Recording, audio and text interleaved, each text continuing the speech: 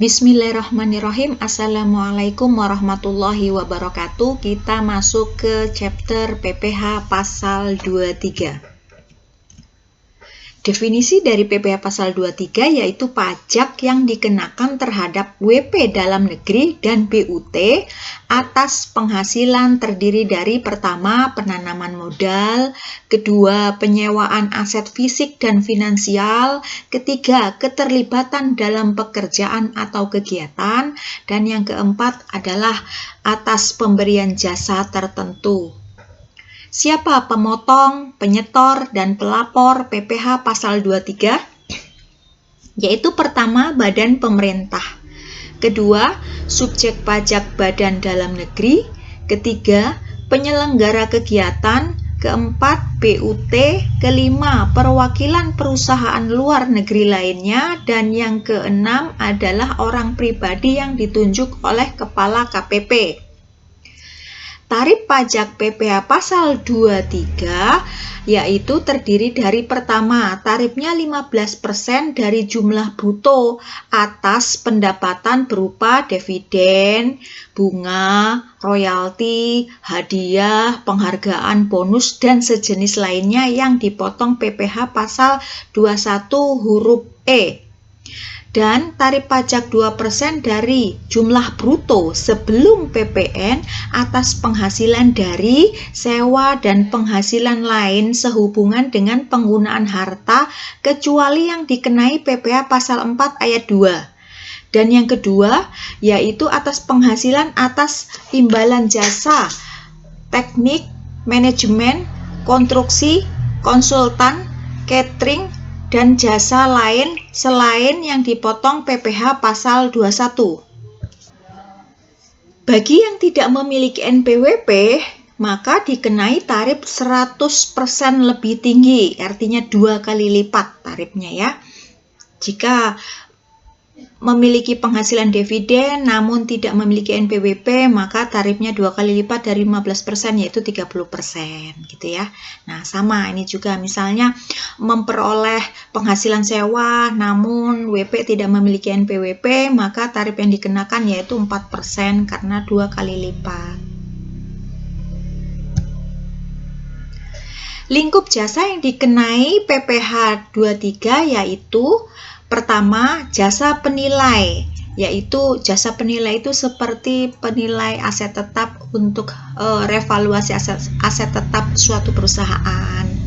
Terus jasa aktuaris, jasa akuntansi pembukuan dan atestasi laporan keuangan, jasa perancang atau desain. Ini untuk perancang atau desain ada beberapa ya, yaitu misalnya desain bangunan, ada kan? Disebut arsitek gitu ya, ada desain baju dan desain lain-lainnya. Selanjutnya yaitu jasa pengeboran atau drilling di bidang penambangan minyak dan gas bumi atau migas kecuali yang dilakukan oleh dalam bentuk BUT.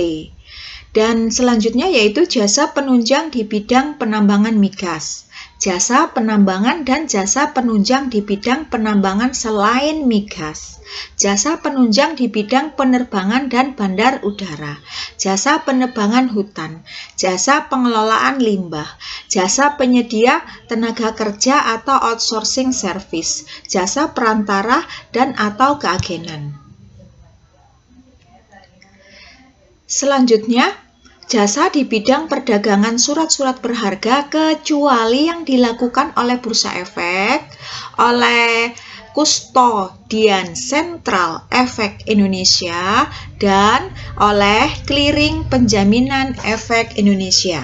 Selanjutnya, jasa kustodian atau penyimpanan atau penitipan kecuali yang dilakukan oleh KSEI atau Clearing Penjamin Efek Indonesia. Selanjutnya jasa pengisian suara atau dubbing dan atau sulih suara. Selanjutnya jasa mixing film. Jasa sehubungan dengan software komputer termasuk perawatan, pemeliharaan, dan perbaikan. Jasa instansi atau pemasangan mesin, peralatan, listrik, telepon, air, gas, AC, dan atau TV kabel. Selain yang dilakukan oleh wajib pajak yang ruang lingkupnya di bidang konstruksi dan mempunyai izin dan atau sertifikasi sebagai pengusaha konstruksi. Jasa perawatan atau perbaikan atau pemeliharaan mesin, peralatan, listrik, telepon, gas, air, AC, TV, kabel, pokoknya elektronik gitu ya. Dan bangunan selain yang dilakukan oleh WP yang ruang lingkupnya di bidang konstruksi dan mempunyai izin atau sertifikasi selain pengusaha konstruksi. Selanjutnya jasa maklum, yaitu proses penyelesaian suatu barang yang dilakukan oleh pihak lain yang disubkontrakkan.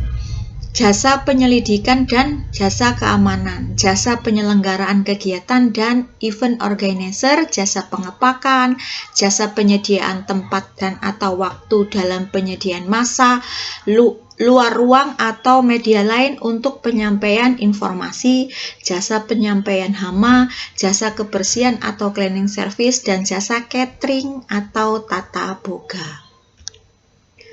Pencatatan transaksi PPh pasal 23 yang tidak final, pihak pemotongnya yaitu pihak yang membayar meliputi transaksinya mencatat utang pajak pada saat pembayaran dilakukan. Pajak akan mengurangi kas yang diberikan namun tidak mengurangi beban perusahaan. Karena beban pajak ini merupakan hasil potong dari pihak yang dipotong. Jadi tidak mengurangi beban perusahaan ya.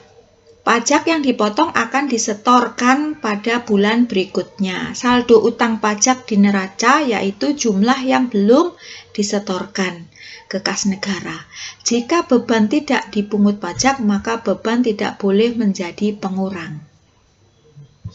Selanjutnya bagi pihak yang dipotong pajaknya atau pihak yang menerima pembayaran, karena pihak yang menerima pembayaran atas penghasilan yang dikenakan PPh pasal 23 maka akan dipotong oleh pihak pembayar, yaitu yang dilakukan mencatat sebagai pajak dibayar di muka pada saat pendapatan diakui, dan selanjutnya jumlah kas yang diterima lebih sedikit dari pendapatan yang diakui karena dipotong pajak, karena pendapatan tersebut ini merupakan pendapatan yang dikenakan PPh pasal 23 kan, jadi berkurang.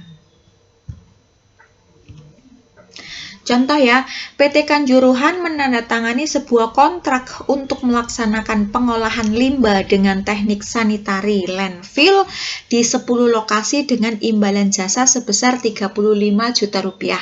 Berapakah besar PPh 23 yang dipotong oleh klien terhadap PT Kanjuruhan dan bagaimana penjurnalannya saat pembayaran? Jawabnya kita hitung dulu PPh pasal 23-nya, yaitu tarifnya 2%. Karena ini transaksi apa? Ini adalah penghasilan dari jasa konstruksi ya. Maka tarifnya 2% kali imbalan yang diterima 35 juta rupiah. Maka beban PPh 23-nya 700.000 rupiah. Jurnalnya yaitu pertama bagi PT Kanjuruhan yang menerima penghasilan, maka kreditnya pendapatan jasa 35 juta rupiah dipotong PPh pasal 23 700.000 rupiah, sisanya kas yang diterima. Sedangkan klien yang membayar atau yang memberikan pekerjaan yaitu beban operasional 35 juta sudah memotong PPh 23 dari kontraktornya yaitu 700.000 rupiah, di mana nantinya akan disetor ke kas negara. Sisanya adalah kas yang dibayarkan ke kontraktor.